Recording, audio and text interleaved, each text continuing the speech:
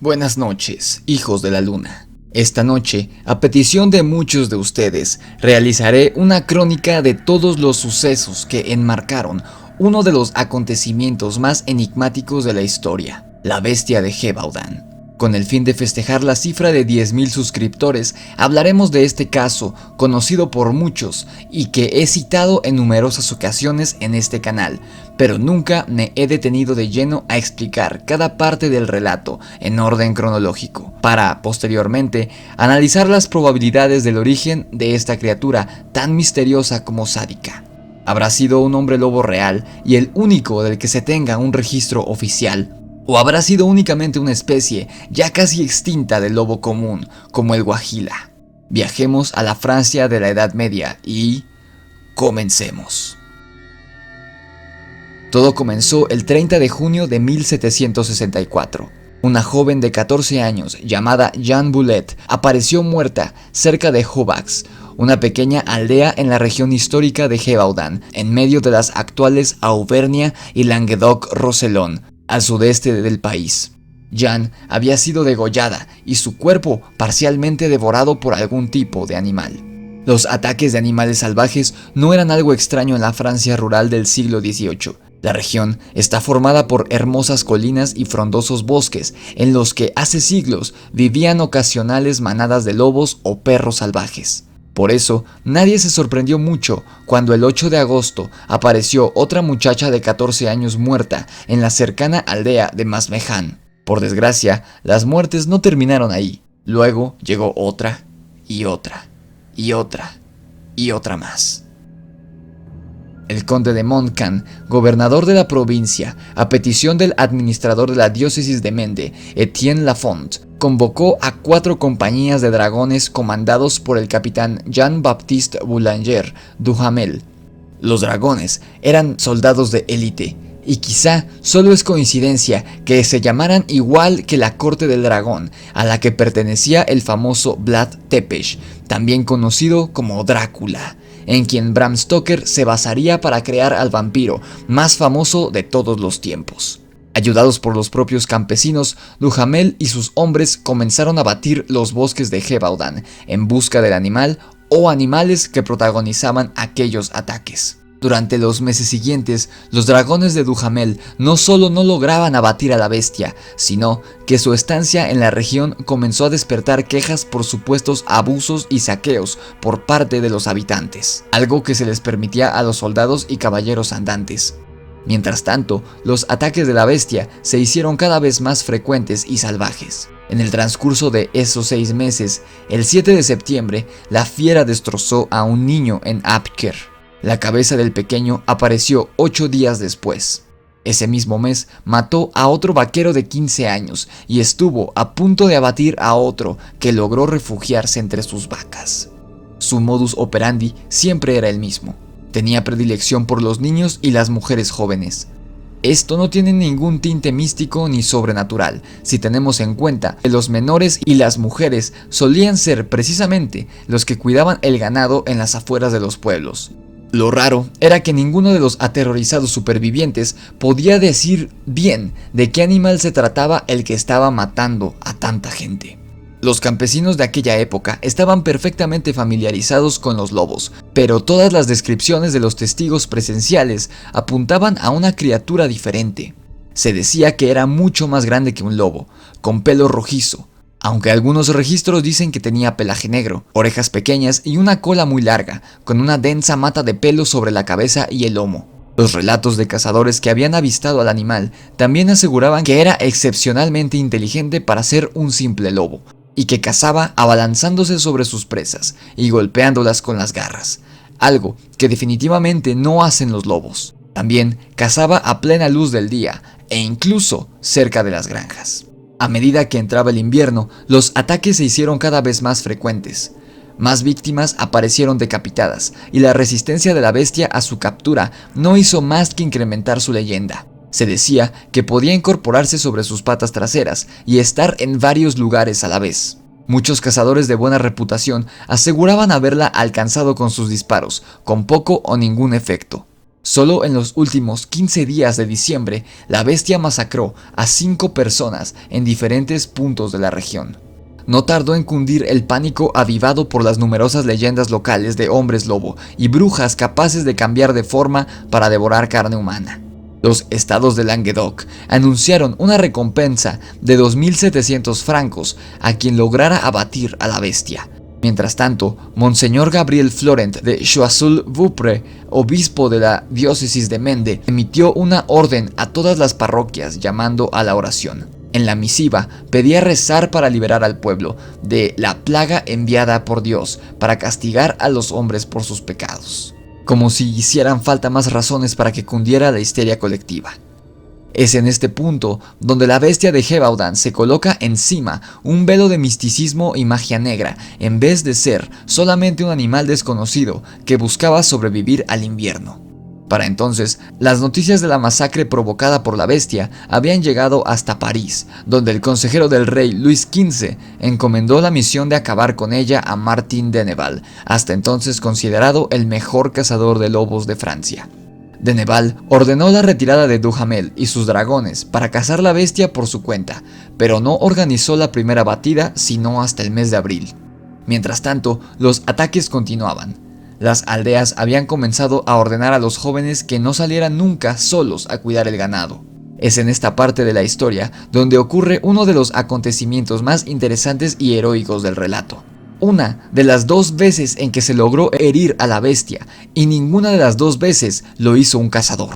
7 niños en la aldea de Villaret lograron sobrevivir a un encuentro con el animal, azuzándolo con palos y piedras, mientras trataban de defender a uno de ellos que estuvo a punto de ser masacrado por el animal. La otra herida importante que se le logró propinar al monstruo fue cuando Marie-Jeanne Ballet, una joven campesina que se defendió en solitario del ataque de la bestia con ayuda de una lanza. Los vecinos encontraron el arma ensangrentada, pero ni rastro del animal. Una estatua se irguió en honor a esta valiente doncella, que aún existe en nuestros días. Luis XV terminó por relevar a de Neval de su misión y encarga la tarea de acabar con la bestia a su arcabucero personal, François Antoine. En septiembre de 1765, Antoine recibe noticias de un gran lobo que ha sido avistado en las inmediaciones de la abadía de Chasses y acude al lugar en compañía de 40 tiradores. La partida logra abatir un lobo de grandes dimensiones que, al parecer, precisó de varios disparos para morir.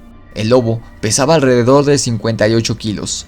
Era grande, pero entra dentro de las dimensiones normales de estos animales. El lobo salvaje más grande registrado se cazó en Alaska en 1939 y pesaba unos 80 kilogramos. El cadáver de la bestia cazada por Antoine se disecó y se trasladó a Versalles para su exhibición. Antoine llegó triunfante a la corte el 1 de octubre con su trofeo. La bestia de Gévaudan estaba oficialmente muerta. El problema se dio cuando los ataques continuaron. Hubo un breve periodo de calma.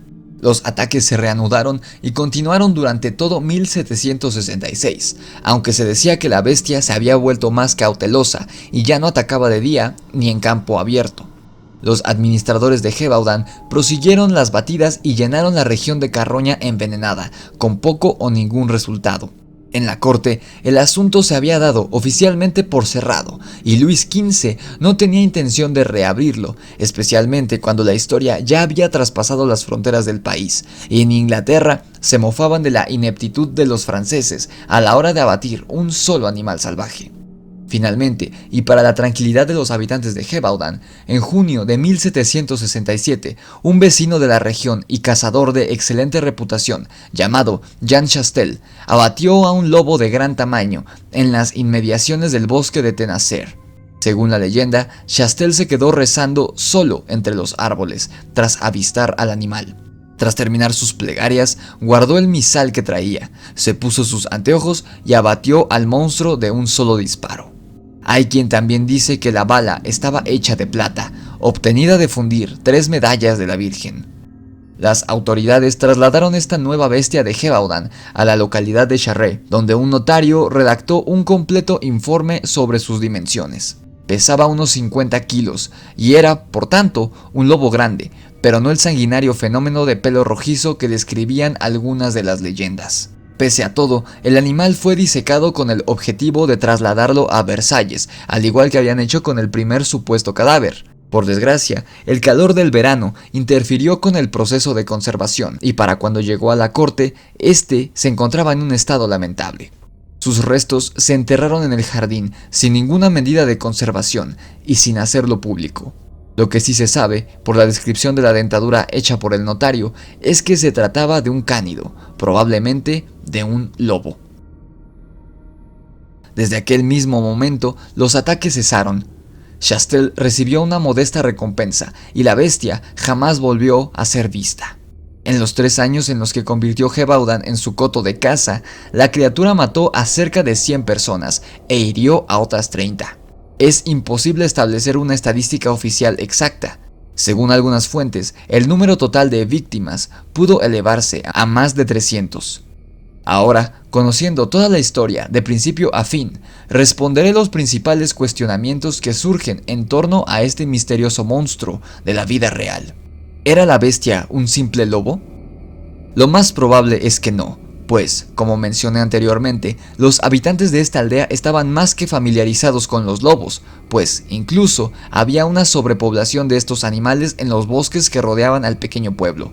Además, los análisis forenses de la última criatura abatida por Chastel, por más deficiente que hubiera sido, debido a los tiempos de oscurantismo que se vivían, determinó que, si bien se trataba de un cánido, no se trataba de un lobo común, como sí se determinó con el primer ejemplar que fue llevado a Versalles. Aunque en muchos dibujos y representaciones de la época pintan a la criatura como un animal de pelaje negro con una franja blanca en el pecho, también hay otros dibujos y relatos que lo pintan como un animal de pelaje rojizo y una suerte de melena sobre la cabeza y parte del torso, descripción que recuerda a un león.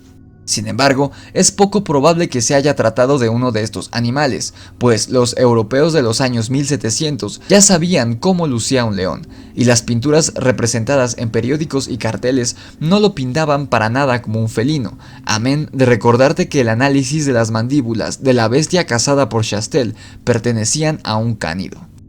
¿Era un hombre lobo? Una teoría muy popular respecto al origen de la bestia es que se trate de un hombre lobo auténtico, del cual jamás se conoció su identidad humana, aunque se tuvieron varios sospechosos, incluyendo al hijo del mismo Chastel, aunque obviamente jamás se obtuvo prueba de ello o habría quedado asentado en los registros.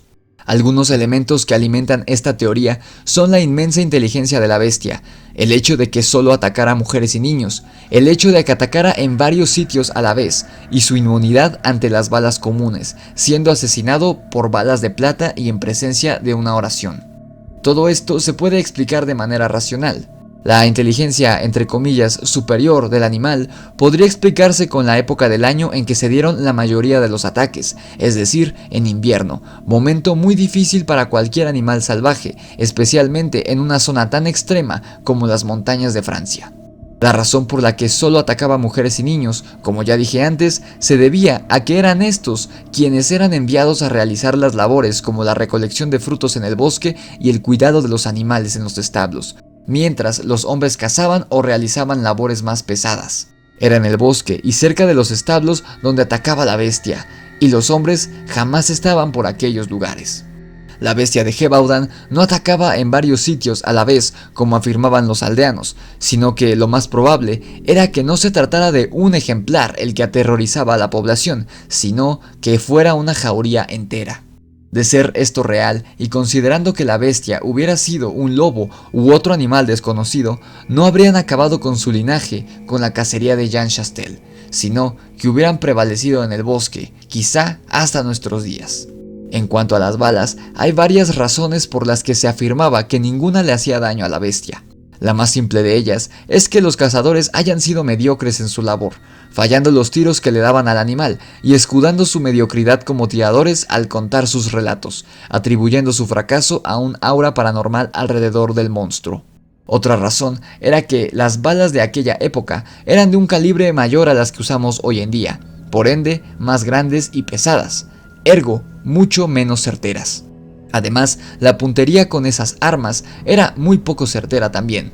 La suma de estos dos factores hacía muy difícil que un tirador tuviera éxito en las cacerías si se estaba a una distancia considerable de la presa, siendo incluso más efectivo el tiro con arco. Una teoría personal que tengo, y la dije en mi video sobre el Guajila, que es un caso casi idéntico al de Gévaudan, que aún se vive hoy en día en regiones de América del Norte y cuyo link encontrarás en la descripción, es que la bestia era un lobo prehistórico que logró sobrevivir hasta el año de 1700 en Europa. Si esto fuera correcto, su masa muscular y cantidad de pelaje estarían diseñadas para ser lo suficientemente gruesas como para repeler mordidas de tigres dientes de sable o cornadas de mamuts, pudiendo así detener un disparo sin problema alguno. Pero la realidad es que la bestia no era inmortal, pues fue herido por una simple lanza a manos de Marie-Jeanne Valette. ¿Y las balas de plata y las oraciones? Esto no es un hecho, pues no aparece en todos los relatos, así que probablemente se trate solo de una leyenda propagada por los religiosos para adiestrar y amedrentar a la población. ¿Se trató solo de un caso de histeria colectiva? Para el historiador J. M. Smith, autor de Monsters of the Gévaudan, The Making of a Beast, la bestia nunca existió. Para Smith, el nacimiento de la bestia es el producto de un notable caso de ataques de lobos e histeria colectiva, avivado por la prensa y las autoridades. En aquella época, el editor y fundador del Courrier de Avignon, François Morenat, tuvo una idea para avivar las ventas de su gaceta. Morenat creó una nueva sección llamada Fat Divers, que cubría historias más o menos truculentas o sorprendentes. La bestia de Gévaudan encajaba como un guante en aquella sección. No solo cautivó el interés del público, sino que era una perfecta cortina de humo para la corte francesa. ¿Cuál es el trasfondo socioeconómico de la bestia de Gévaudan? Como siempre les digo, hijos de la luna, cuando quieran saber si un mito es realidad o falso, siempre analicen el trasfondo social, económico y político del lugar en el que ocurre. Y esto será vital para comprender por qué tal o cual suceso paranormal ocurría, justo en ese momento, en un lugar en específico. En 1764, Francia era un desastre. El país acababa de ser vapuleado por Inglaterra y Prusia en la Guerra de los 7 Años. Había perdido la mayor parte de sus colonias, entre ellas Canadá, y la crisis económica anunciaba tiempos de hambre y pobreza. En ese contexto, el caso de la bestia de Gévaudan era perfecto para entretener a la opinión pública y elevar su orgullo patrio. 7 niños enfrentándose a palos a la bestia para salvar a uno de ellos. La heroica Marie-Jeanne Valette empuñando su lanza en combate singular. Cazadores disfrazándose de mujeres para tratar de atraer al monstruo. Soldados y campesinos luchando codo a codo contra el maligno animal. Los sucesos en Gévaudan eran tan épicos que cautivaban la imaginación de una Francia desmoralizada y triste. En cuanto a las muertes reales, para Smith son perfectamente atribuibles a una severa infestación de lobos. ¿Pudo haberse tratado de un animal desconocido? Como pueden ver, un hombre lobo queda descartado por completo, pero ¿y si no era tampoco un lobo común? Ignorando mi teoría de que la bestia de Gévaudan fuera un lobo prehistórico, el cual logró sobrevivir al deshielo miles de años antes, pero que se terminó de extinguir hasta este suceso, o un descendiente de estos, la teoría predilecta de muchos historiadores es que se tratara de un león. Nariz ancha y orejas cortas. Pelaje rojizo con melena y una línea de pelo oscuro en el lomo, cola larga, pecho ancho y las dimensiones generales de un ternero. La bestia tenía predilección por atacar a campo abierto, mordiendo el cuello de sus víctimas y golpeándolas con las garras. El mismísimo capitán Duhamel, el primero al que se le encomendó cazar a la bestia, ofreció una descripción muy particular de la criatura en una carta remitida en enero de 1765. Tiene el pecho de la anchura del de un caballo, el cuerpo como el de un leopardo y el pelaje rojo con una línea negra. Al verlo, llegarás como yo a la conclusión de que el monstruo es un híbrido. Su padre es claramente un león. Lo que es su madre está aún por verse. Los leones no eran algo completamente desconocido en la Francia del siglo XVIII, pero los campesinos solo sabían de ellos por relatos e ilustraciones. Nunca habían visto uno vivo. El aspecto de la criatura llevó a creer al biólogo de la Universidad de Osnabrück, Karl Hans Stack, que la bestia de Gévaudan era casi con toda probabilidad un león subadulto. Los machos de león no desarrollan su espectacular melena completa sino hasta pasados al menos 3 años. Antes de eso solo tienen una cresta de pelo que encaja perfectamente con las descripciones. Por lo demás, un león de 3 años ya supera los 150 kilos de peso y es perfectamente capaz de abatir a una persona. Su predilección por cazar de día a campo abierto y saltar sobre sus víctimas también encaja con el modus operandi de la bestia. Pero, ¿qué demonios hacía un león en la campiña francesa del siglo XVIII? La hipótesis de Take es que era un animal fugado de una ménagère, una caza de fieras o exhibición de fieras en francés. Las ménageries eran exposiciones de animales exóticos que se hicieron muy populares en el siglo XVIII, pero se trataba de instalaciones mucho más primitivas que los zoológicos actuales. A menudo eran ambulantes y sus sistemas de seguridad dejaban mucho que desear. Un león joven huido de uno de estos espectáculos podría haber sobrevivido perfectamente a base de cazar la presa más abundante y fácil de abatir de la zona: seres humanos. Los únicos detalles que no encajan con la descripción de un león es la supuesta querencia de la bestia de Gévaudan por decapitar a sus víctimas y la abundancia de cadáveres desnudos. La cabeza no es una parte del cuerpo especialmente llamativa para un depredador, y ningún animal desnuda a su presa ni la decapita para llevarse solo la cabeza. Otra hipótesis menos popular formula que se trataba de una hiena o cruza de perro con lobo, adiestrado por los gitanos para aterrorizar a los locales, pero esta teoría suena aún más absurda. Una teoría más podría ser que se tratara de uno de los últimos ejemplares de león europeo, una especie ya extinta hoy en día. Este león vivió en el continente europeo. En tiempos históricos, estos leones se veían en la Europa meridional. Esta población es generalmente considerada parte del grupo de los leones asiáticos, de nombre Panthera leopersica. En ocasiones, se ha pensado que estos leones europeos pudieron haber sido los últimos remanentes del león de las cavernas, de nombre Panthero leo spelae. El león europeo era de un tamaño parecido al de los africanos, midiendo unos 4 pies, 1.2 metros a la cruz. Los machos pesaban entre 180 y 200 kilogramos, mientras que las hembras eran un poco menores.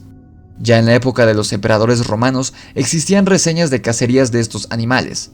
El león europeo vivió en las zonas cálidas del Mediterráneo, como en la península itálica y en la península de los Balcanes, donde fueron víctimas de cacería por parte de las civilizaciones que habitaron aquellos lugares, pero también se cree que fueron en realidad leones asiáticos que poblaron los lugares cálidos del Mediterráneo, aunque hay pruebas de que se trate de una subespecie extinta originaria de Europa, ya que en los cascos de los principios de la República Romana estaban grabados imágenes de leones sobre un escudo de la ciudad de Roma, mucho antes de su expansión hacia el continente de África. Al igual que en la Grecia clásica, en los textos de los filósofos describen a este animal extinto, antes de sus exploraciones a Egipto.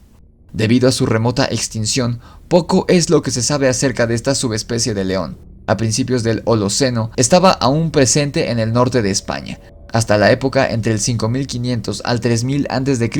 se confirma la presencia de león por fósiles en la actual Hungría y la región del Ponto, en Ucrania. Conclusiones. Por desgracia, y aunque existan registros oficiales por parte de las autoridades francesas de la época, esta historia es una leyenda, por lo que se le atribuyen muchos elementos fantásticos que se contradicen entre sí. Podría ser un león, todo apunta a ello, pero hay quienes sí describían a la bestia como un lobo, además de color negro, no rojizo, y los estudios arrojaron que se trataba de un cánido. Podía tratarse de un hombre lobo, pues se le vio caminar en 2 patas, pero ni los leones ni los lobos son capaces de hacer esto. En fin, lo más probable es que se haya tratado de algún ejemplar a punto de extinguirse de una subespecie de lobo desconocida, quizá proveniente de otras tierras, y que, aunado a la ignorancia de la época y a la difícil situación de Francia en aquellos años, se le dio caza a un animal, en vez de cuidarlo y ver que se mantuviera su especie. Además de una caza exagerada de lobos que llevó a que hoy en día haya muy pocos de estos animales en el territorio que alguna vez se conoció como Gévaudan. En mi opinión, el caso de la bestia de Gévaudan pasará a los anales de la historia, no como la historia de un licántropo asesino, sino como la cacería desmedida de cientos de lobos inocentes, así como de la muerte de, quizá, el último lobo gigante jamás conocido por el hombre moderno. solo buscaba sobrevivir, pero que le tocó la mala suerte de convivir con la bestia más peligrosa de todas, el ignorante hombre medieval. Irónicamente, un paisaje similar se revivió este año, no en la Francia medieval, sino en el México contemporáneo, donde una pequeña localidad de Chiapas se vio aterrada por la difícil situación económica y el pésimo gobierno que vivimos en México, junto con la pandemia del coronavirus, y creyeron ver y escuchar a un hombre lobo entre sus calles, pero hasta la fecha, ya a casi 4 meses de esto, no se tiene ni una sola prueba del supuesto hombre lobo. Tengo 2 videos al respecto, te dejo sus links en la descripción para que tú mismo hagas tus conjeturas. ¿Tú qué piensas? ¿Crees que la bestia de Gévaudan se trató de un hombre lobo, un lobo prehistórico sobreviviente o un león? Déjamelo saber en los comentarios. En la descripción te dejo mi cuenta de Instagram, mi correo electrónico por si tienes un relato que contarnos y mi perfil de Spotify para que escuches mis podcasts. De nuevo, 1.000.000 de gracias por esos 10.000 suscriptores. Pronto seremos muchos más. Esto fue El Grimorio de Riggs, desmintiendo el caso de la bestia de Gévaudan. Nos vemos en la oscuridad.